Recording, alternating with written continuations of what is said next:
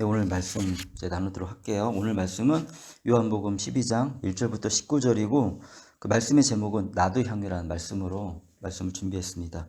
오늘도 역시 이제 지난주 말씀 다시 한번 리뷰하고 그리고서 이제 계속 말씀 나눌 텐데요. 우리가 이제 지난주에는 그 나사로에 대해서 우리 같이 봤죠. 근데 나사로가 그 죽은 지 4일이나 지나가지고 이미 썩은 냄새가 스물스물 이렇게 나고 있었어요. 그런 냄새가 올라오고 있었는데 그 예수님께서 그 죽은 나사로를 살리시는 것을 우리가 함께 이렇게 묵상했습니다. 예수님께서 왜 이런 기적을 행하셨을까? 그 목적은 분명했습니다. 기록한 목적은 유대인들과 그리고 이 말씀을 듣고 있는 우리가 나사로를 다시 이렇게 나사로가 다시 살아나는 것을 그런 기적을 보면서 예수님이 우리를 위해 이 땅에 오신 이 세상에 오신 하나님의 아들 메시아인 것을 믿기를 원하시는 거예요. 주님의 행하시는 기적들은 모두가 주님 자신을 증명하는 것들입니다. 예수님은 생명이 떠나서 썩어버리고 냄새나는 우리 육체를 살려내실 수 있는 분이 바로 예수님이세요. 그리고 예수님은 그렇게 우리의 육체뿐만 아니라 우리 죽어가고 있는 영혼도 다시 소생시키시는 살리실 수 있는 분이 바로 우리 예수님이다. 그러니까 그분이 당연히 하나님이시고 하나님의 아들이시고 우리는 그렇게 이제 믿고 살아가고 있는 거죠. 그렇지만 그 자리에 있었던 어떤 사람들 그리고 유대인의 그것을 직접 보지는 않았지만 이 소식을 들은 유대인의 지도자들은 여전히 예수님을 이렇게 그런 믿음의 주로 받아들이지 않았어요. 죽이려고 점점점 더 이렇게 강도 있게 예수님을 압박하고 있는 모습들을 우리가 본문 말씀을 통해서 볼 수가 있었습니다. 그렇지만 예수님은 이런 압박이 다가온다고 그 압박에 흔들리는 분이 아니시죠. 이게 얼마나 다행이에요. 그런데 막 흔들리시는 우리 인간과 똑같이 흔들리시는 분이면 우리가 그분을 신뢰할 수 없잖아요. 근데 우리 쭉 계속해서 예수님 말씀을 이렇게 쭉 보면서 이제 느끼는 게 뭐냐면 예수님은 정말 인간의 이런 압박에 전혀 흔들리시는 분이 아니구나.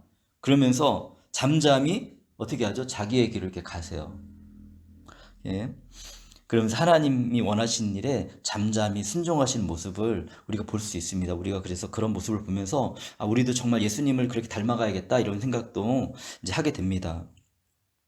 이제 유대인들이 예수님을 이제 잡아서 죽이려고 그랬어요. 그러니까 예수님은 잠시 그 유대 지방을 떠나셨죠. 그러다가 이제 하나님의 정하신 때가 딱 된 거예요. 그래가지고 다시 예루살렘 가까운 베다니로 이제 오십니다. 이제 말씀을 같이 오시겠는데요. 그 요한복음 이제 12장 1절에 이렇게 말씀하고 계세요.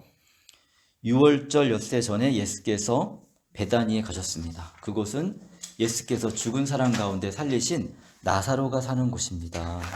네, 뭐 이 말씀에서 이미 이제 다 얘기하고 있죠. 그래서 6월절 엿새 전이었어요. 그때 이제 예수님 베다니 가셨고 그 베다니에서 시간을 보내시면서 이제 마지막 6월절 예수님은 마지막 6절입니다. 왜냐하면 이제 곧 십자가에 죽으실 거거든요. 그 6월절을 준비하십니다. 계속해서 말씀 볼게요.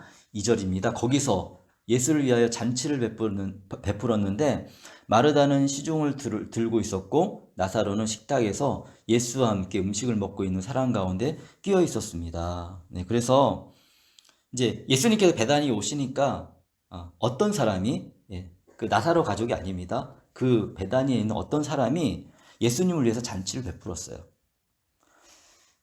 마르다와 나사로가 베푼 잔치는 아니었지만 마르다는 그 잔치에서 시중을 들고 있었고요. 나사로는 그 잔치에 참여해가지고 이렇게 함께 먹고 마시고 있었습니다. 이제 그때 이 일이 일어나는 거죠. 3절에 그때 마리아가 매우 값진 순나두 향유 한 근을 가져다가 예수님의 발에 붓고 자기 머리털로 그 발을 닦았습니다. 온 집안에 향유 냄새가 가득 찼습니다. 예. 아마 이 나사로의 동생 마리아는 예수님이 이 나사로를 살려주신 것이 너무 감사했던 것 같아요. 그래가지고 이제 예수님께 이 감사의 표현을 이제 하고 싶은 이 감사를 어떻게 표현할까 이제 나름대로 고민했겠죠. 그리고 그녀가 결정한 거 뭐냐면 그녀가 소중하게 간직했던 굉장히 값진 거거든요. 비싼 거거든요. 나드 향유를 가져와가지고 그거를 예수님의 발에 붓고 자신의 머리털로 예수님의 발을 닦아 주었어요. 마리아가 예수님께 표현할 수 있는 가장 큰 감사의 표현이었던 것 같습니다. 이 일로 인해 그러니까 향유를 부니까 그 잔치집 안에 그죠? 이 향유의 냄새가 집안 가득해 이렇게 이제 퍼지게 되었습니다. 그때 이제 반응을 보이는 제자가 있었죠. 유다인데 4절 5절인데 예수의 제자 가운데 하나이며 장차 예수를 넘겨줄 가룟 유다가 말하였습니다. 이 향유를 300데나리온에 팔아서 가난한 사람들에게 주지 않고 왜 이렇게 낭비하는가? 그 유다는 계산이 굉장히 빠른 사람이었어요. 그래가지고 마리아 이 행위를 보면서 이 나두 향유가 값비쌌으니까 이렇게 아까웠던 것 같습니다. 왜냐하면 300데나리아는 노동자의 1년 품삯이라고 그랬잖아요. 현재 그 시세로 딱 치면은 보통 한 3천만 원 정도 되는 거예요. 굉장히 비싸죠, 사실은. 뭐 완전히 3천만 원이라고 할 수는 없겠지만 어쨌든 상당히 비싼 물건입니다. 그러니까 이제 지금까지 예수님이 행하신 어떤 그 여러 가지 정황을 봤을 때는 유다의 말이 사실 타당성이 있습니다. 왜냐하면 예수님은 가난한 사람들에게 도와주시고 또 그들을 치료해 주시고 그들을 사랑하셨기 때문에 이 향유를 팔아가지고 이 가난한 사람들이 나누어주면 좋을지도 모르겠어요. 유다는 이제 그러니까 이제 이런 생각을 가지고 있으니까 상황을 보면서 좀 마음이 불편했겠죠. 그러면서 이 불편함을 주변에 있는 사람들에게 말로 표현한 거죠. 이제 뭐 그러면 사실은 들으라 이 얘기 아니에요. 예수님도 듣고 제자들도 듣고 들어라 하면서 이제 아마 작게 얘기한 게 아니라 뒤에 내용을 보면 예수님이 다 들으셨기 때문에 이렇게 좀 사람들이 들릴 수 있도록 얘기한 것 같아요. 이제 당시에는 근데 잘 알지 못했을 수도 있지만 이제 후에 가룟 유다를 이렇게 겪어보면서 왜 유다가 이때 불편한 마음을 가졌는지 우리가 알 수가 있습니다. 설명해주고 있어요. 그거에 대해서 자세히 설명하고 있는데 6절입니다. 그가 이렇게 말한 것은 이제 사도 요한이 설명해 주는 거예요. 나중에 깨닫고 가난한 사람을 생각해서가 아닙니다. 말은 그렇게 했지만 그는 도둑이어서 돈자루를 맡아 가지고 있으면서 거기에 든 것을 훔쳐내곤 하였기 때문입니다. 이제 나중에 언젠가 이렇게 밝혀진 것 같은데 이 사도 요한의 설명을 통해서 유다의 그 말과 속마음이 다르다는 것을 알 수가 있죠. 여기 요 설명을 통해서 우리는 왜 유다가 예수님을 제사장에 팔아 넘겼는지도 이제 명확하게 알게 되는 거예요. 유다한테 아주 나쁜 습관이 있었는데 그건 뭐냐면 이제 예수님하고 이제 제자들이 함께 다니려면 그래도 재정이 필요했을 거 아니에요. 그걸 관리하는 사람이 필요했고 그걸 맡은 사람인데 돈에 욕심을 낸 것 같아요. 그리고 결국에는 어떤 일을 저지르죠? 그 돈을 위해서 예수님을 파는 일까지 저지르게 됩니다. 우리 인간의 욕심이 우리를 얼마나 불완전하게 만들고 우리를 얼마나 정말 구렁텅이로 우리를 쓸어 넣는지 이 말씀을 통해서 우리가 한번 생각해 볼 수 있습니다. 현대에도 사실 우리가 생각해 볼 문제입니다. 겉으로는 예수님 안에서 그럴듯한 모습 우리가 살고 있을 수 있어요. 하지만 마음속에 자신을 위한 욕심을 품고 예수님을 따른다면 내가 참된 예수님의 제자인가 한번 고민해 봐야 될 문제인 거죠. 그렇지만 혹시 그렇다 해도 너무 낙심하지 말아야 할 필요성이 좀 있습니다. 왜냐하면 이제 이것이 말씀의 역할이거든요. 이래서 유다의 이야기를 통해서 이 말씀을 들었어요. 그러면서 혹시 내가 그 전에 그런 태도와 생각을 가지고 살고 있다 할지라도 이 말씀을 들으면서 양심의 가책이 느껴져. 그리고 이로 인해서 나와의 씨름이 시작돼요. 그런 소망이 있습니다. 문제는 뭐냐면 이런 말씀을 듣고 아무런 느낌이 없는 게 그게 문제인 거죠. 여전히 그냥 나의 욕심대로 살아가고 있다면 그건 문제인 거예요. 왜 이렇게 말씀을 드리냐면 누구도 이런 과정을 통해서 이렇게 누구든지 이런 과정을 통해서 믿음이 성장하는 것이지 한 번에 온전하고 완전한 믿음을 가진 사람이 거의 없습니다. 저 스스로를 보더라도 예수님을 알고 영접한 후에 제 안에 스며 있는 여러 가지 죄의 습관들이 굉장히 많았어요. 근데 그거 고치는데 세월이 오래 걸렸거든요. 그리고 지금도 사실은 이것을 고쳐 나가고 있고, 예수님 말씀을 아는 게 아니죠. 안다는 거는 사실 우리의 삶에 그것이 실천되어지고 그것이 자연스럽게 우리의 삶을 통해서 이게 이제 향기가 나는 것처럼 흘러가야 되는데 그렇지 못할 수 있다는 겁니다. 그래서 이미 구원을 얻은 성도도 그 하나님의 자녀, 예수님의 제자이지만 그 사람도 예수님을 닮아가는 여정은 계속해 나가야 된다는 것을 이 대목에서 우리가 다시 한번 생각해 볼 수가 있어요. 자, 이렇게 설명을 하고 나서 유다가 그렇게 얘기하니까 7절, 8절에 예수께서 말씀하셨습니다. 그대로 두어라. 그는 나의 장사날에 쓰려고 간직한 것을 쓴 것이다. 가난한 사람들은 언제나 너희와 함께 있겠지만 나는 언제나 너희와 함께 있는 것이 아니다. 라고 얘기하고 있습니다.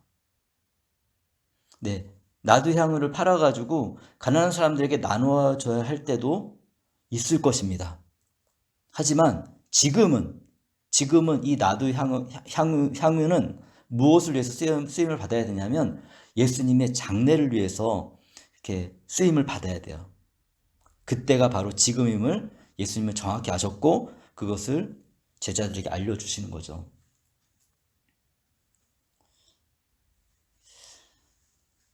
그러면 마리아는 예수님의 때를 알고서 이것을 준비했느냐? 그건 아닙니다.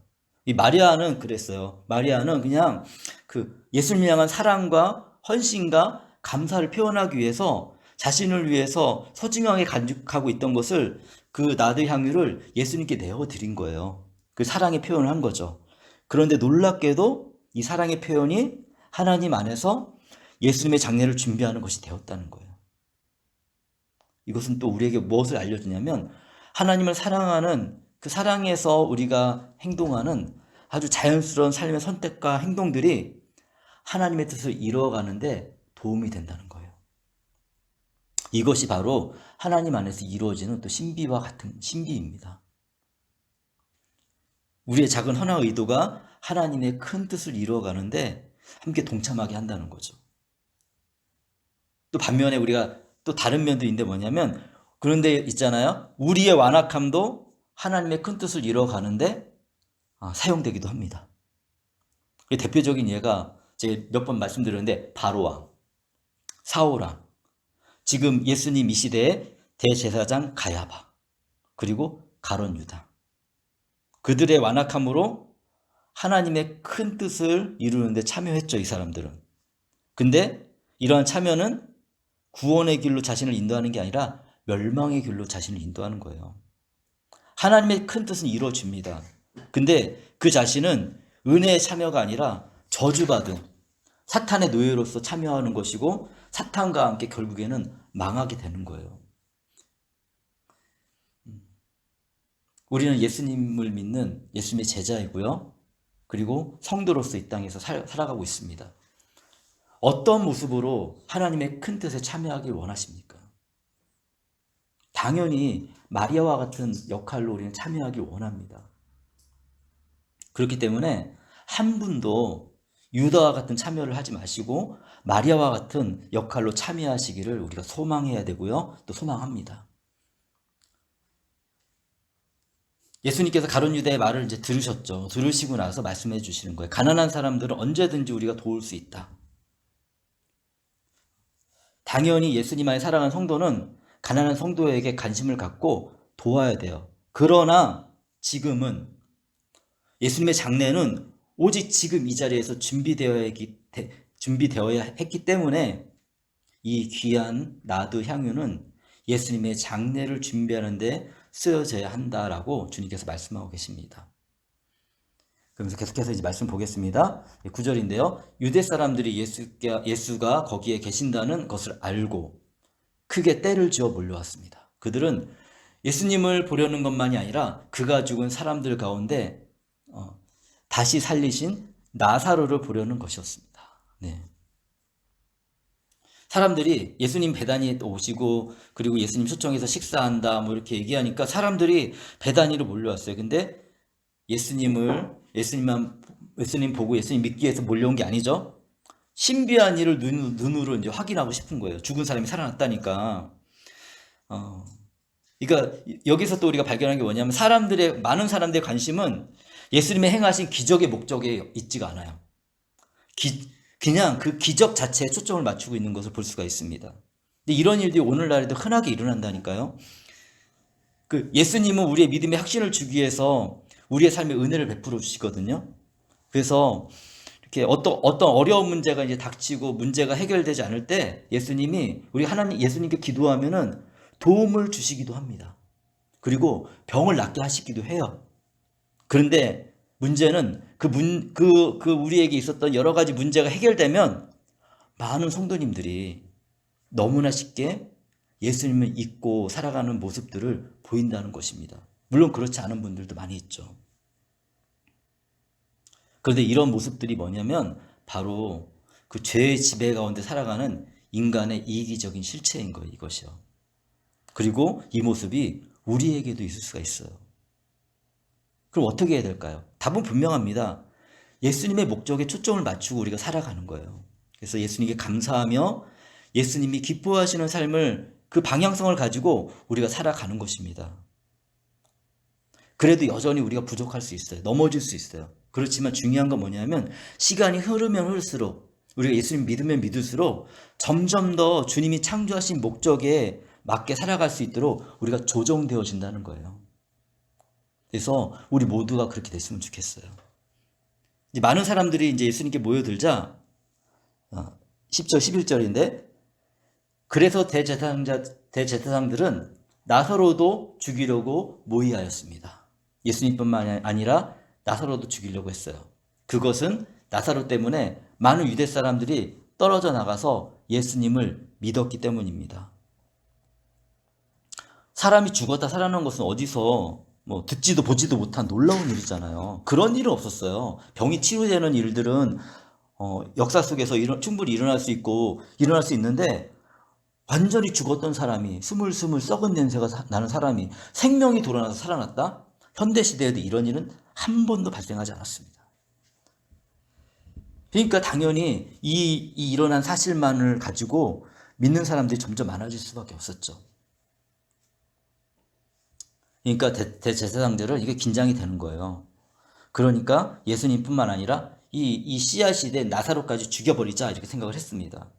그러니까 그 시대에 그 정치적으로 종교적으로 지배력을 갖고 있는 공유의 분위기는 점점 험악해져 갔습니다. 그런데도 불구하고 예수님은 하나님의 뜻을 이루기 위해서 들어가면 죽는다는 거 예수님이 아셨고 제자들도 다 알았거든요. 그런데 예루살렘으로 이제 들어가시는 거예요.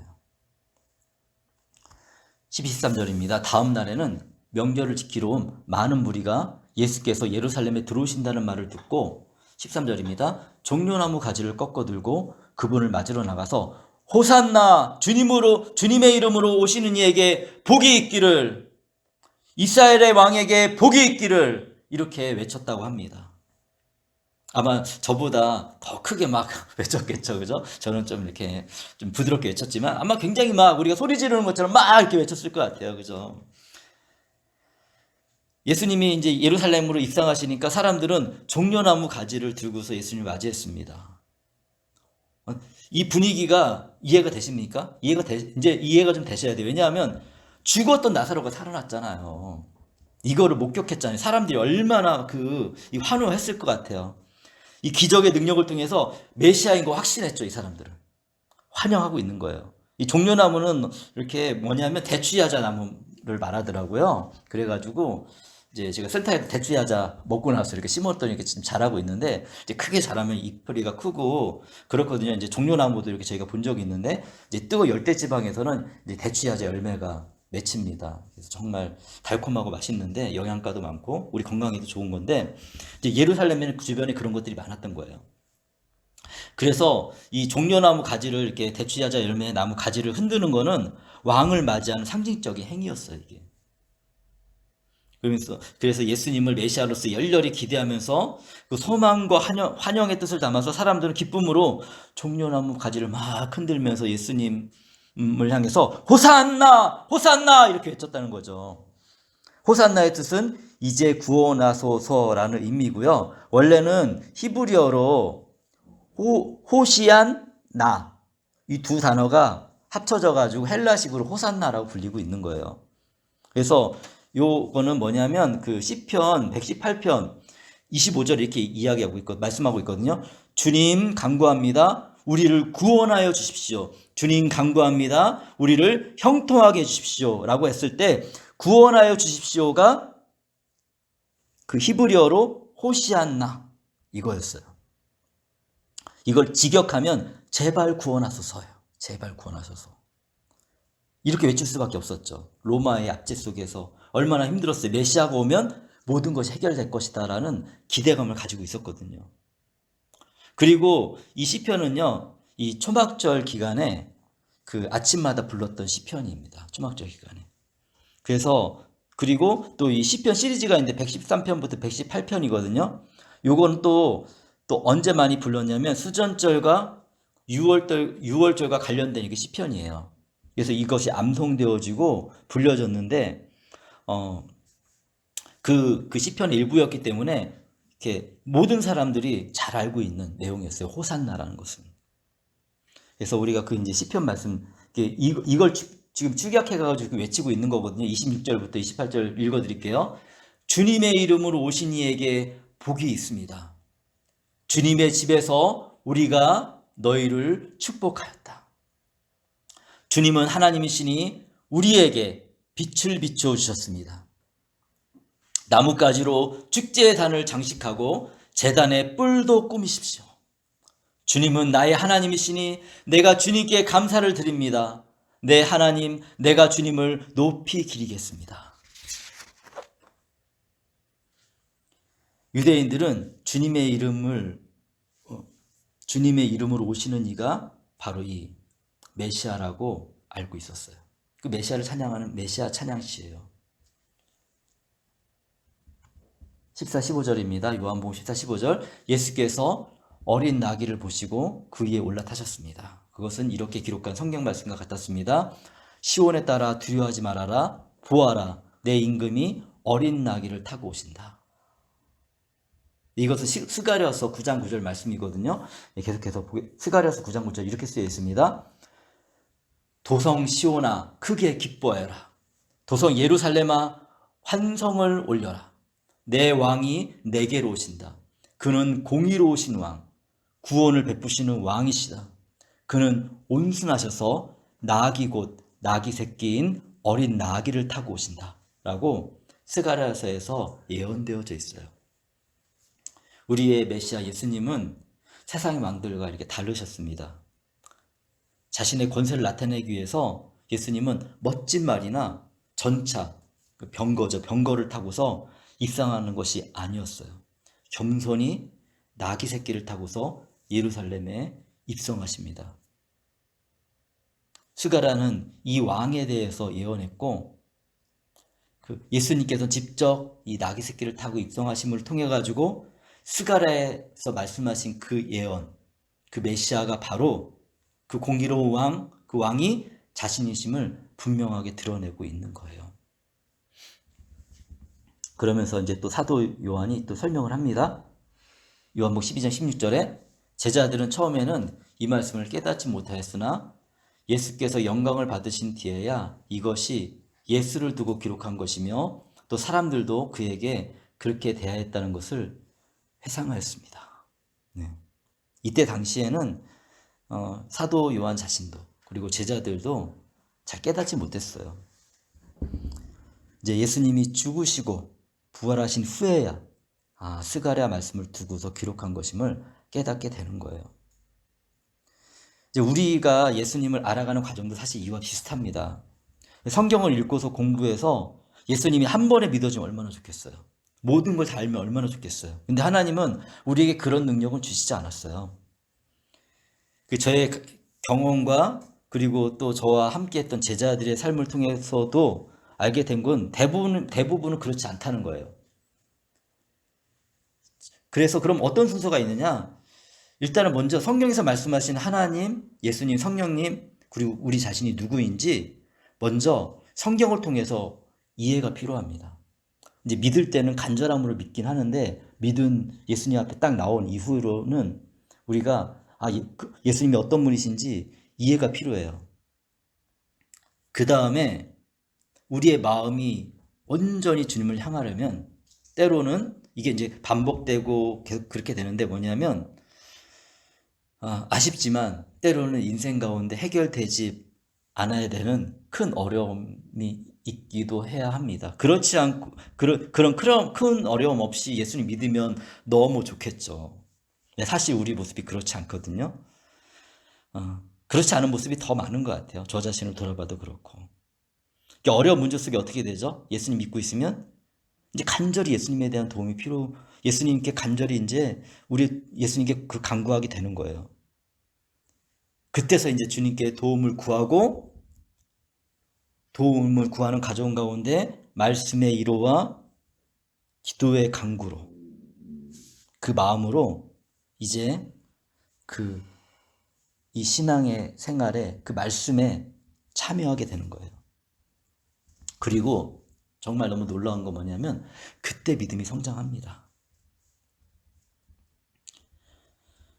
사도들도 그런 과정을 다 겪었고요. 그리고 저도 지금 겪고 있고 본문 말씀도 우리에게 이제 계속해서 알려주고 있습니다. 얘기하고 있잖아요. 당장 깨달은 게 아니잖아요. 시간 이후에. 그렇기 때문에 평소에 말씀을 잘 묵상하고 그리고 깨닫는 거 너무 중요합니다. 우리가 예수님 믿고 하나님 믿는데 그분이 어떤 분인지도 모르고 믿으면 이게 되게 이상한 거 아니겠어요?